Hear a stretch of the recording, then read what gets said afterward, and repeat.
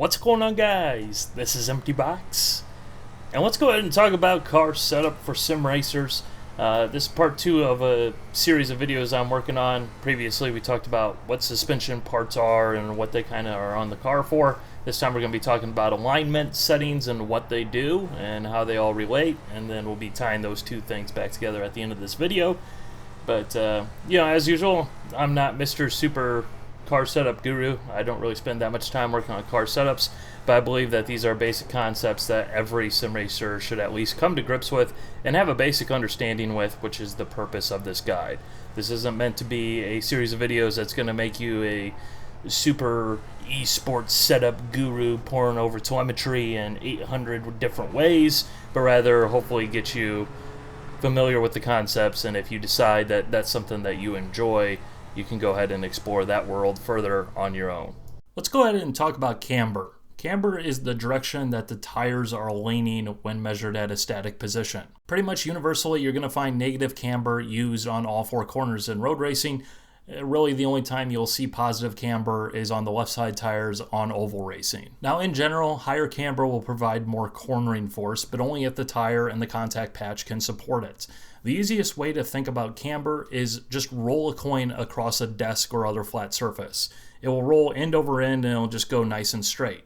Then if you go ahead and roll it and you have a little bit of tilt on it, the thing will spin around. It'll try and make a circle because it has force in that direction. Now, one side effect of higher camber, besides tire wear, which we'll talk about a little bit later on, is that it will equal less traction in a straight line because less tire is contacting the road. So for example, if you need more bite coming out of the corner, that's getting really slippy and slidey, maybe you're running too high camber at the rear, and that might be an adjustment. Let's go ahead and talk about toe, which is the direction that the tires are pointed, because believe it or not, if you're not aware, tires aren't usually pointed straight ahead. Easy way to remember which way is in and which way is out is just look down at your feet and point your toes in or out, and then that's the direction that the tires are. Toe out in general will help the car rotate, while toe in will help the car remain stable because the tires are pointing inwards towards one another rather than trying to drive away from one another. You will pretty much always find toe out at the front of the car and almost usually find toe in at the rear of the car, although there are certain instances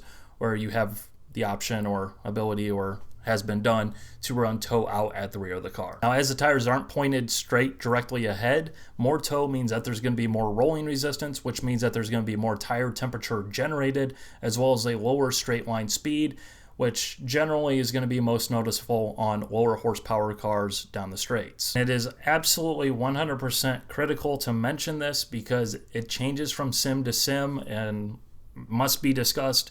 Toe out is often displayed as negative values of toe in. Negative toe in is the same as positive toe out, just the same as negative toe out would be the same as positive toe in. Pay attention to the garage screen and the way that it's relaying the values to you because it is going to vary from sim to sim. Next up, we come to caster, which as far as I'm concerned is black magic. Caster is a tilting of the steering axis, which sounds really goofy. What you really need to know is more positive caster will increase the amount of steering force required. Now, a little bit on the black magic wizardry stuff that goes on behind the scenes.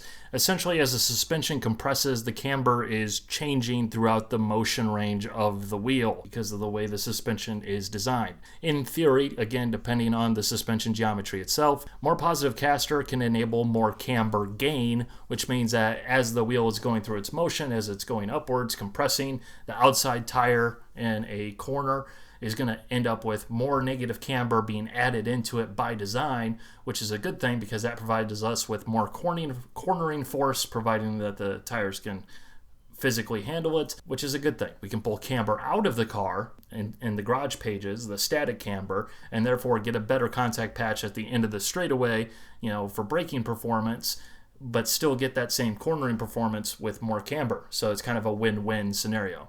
Now, in saying that, people who design race cars kind of understand this thing at a far greater level than I will ever possibly understand.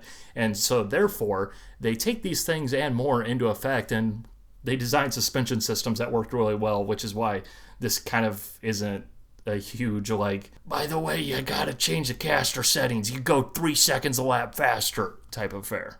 And finally, we come to the tires themselves. Yes, we're saving the most important thing for everything else because it makes more sense in the end, trust me. The tires are the only thing that contact the road, therefore the tires are the most important thing. I think we all know this by now. It's common, basic car knowledge. Now, first rule of thumb, always check with the community out there for whatever racing sim you're playing, because it's going to vary from sim to sim as to what you're looking for and what is considered the optimal tire temperature, tire pressures, or setup philosophy in relations to handling the tires. Now, the reason why we didn't talk about the tires, first of all, even though they are in many ways the most important thing, is because the tires will help inform you of what you need to adjust. We do this by looking at tire wear and tire temperature. You'll often see the tire temperatures displayed in 3 distinct numbers: a inside, a middle, or an outside temperature. By breaking the tire into 3 distinct segments, we get a better understanding of how the tire is actually working through the corner and what's going on with the contact patch itself, the part where the tire is actually contacting the road. Now, as the inner slice will pretty much always be in contact with the track, you're going to see the highest temperatures there. The middle slice is going to be contacting the track when the tire starts to deform in your more medium loaded corners, whereas your outside slice of the tire is going to be smushed under the ground into the track in heavier loaded corners. So therefore, a setup properly utilizing the tire will have a tire temperature gradient across the inside hottest to the outside coolest, with the middle and a near average between the two. But you know how I said that the tire temperatures and tire wear will help inform you of what you need to adjust in relation to your alignment settings and maybe your suspension settings? There's some rules of thumbs here. First of all, if the middle slice is too cool and the outside slice is either warmer, or you're just not seeing a nice gradient from the inside to the outside and it's not nice and equal, that's generally an indication that your tire pressure is too low. The tire is essentially cupping in the middle section of the track, or of the tire isn't contacting the track. Now, on the opposite side of things, if the middle tire temperature is actually the highest of the bunch, that is a general indication that you're running too much tire pressure. The tire is actually kind of bowing out in the middle, kind of like what you might see with the Top Fuel Dragster, for example, only a far less extreme case, and that's actually bearing the brunt of the load. This is generally a pretty good indication that you're running too much tire pressure, or alternatively, you're not running enough camber in the car because you're not utilizing the inside portion of the tire effectively. Similarly, if your inside portion of your tire is burning up and the tire temperature is significantly higher than the other 2 sections of the tire, that might be a good indication that you're running too much camber. In that scenario, you're not utilizing the rest of the tire and you're essentially making your tires narrower than they need to be. Now, let's say you go ahead and get your tire pressures set up and they're optimal for whatever racing sim you're playing, and you get things dialed in. You're using the appropriate tire compound out there for whatever conditions you're running, but your tires are just running too hot and you can't control it. That might be a good indication that you're just running too much tow. And then, of course, lastly, if you have excessive tire wear, this is usually a culprit of, well, you're driving for one, but setup-wise, probably in all likelihood too much camber, especially if you're burning up that inside portion of the tire excessively. The way I like to think about this is, in a basic way, the alignment settings control how hard the tire is working. Similarly, the suspension settings control what job the tire is being asked to perform. Poor alignment settings will result in a tire that is inefficient. You're not using enough of the tire. The tire is essentially lazy. It's not doing the job that it should be doing. It's not pulling its weight. Whereas poor suspension settings will result in a tire that is being asked to perform too little work, a tire that could do more work but just isn't being told to do more work, or alternatively, a tire that is being asked to do more work than it can possibly fit into its allotment. So that's going to go ahead and do it for this video covering the alignment settings. We'll be back with the differential and gear ratios and all that stuff in the next episode, and then we'll move on to aerodynamics.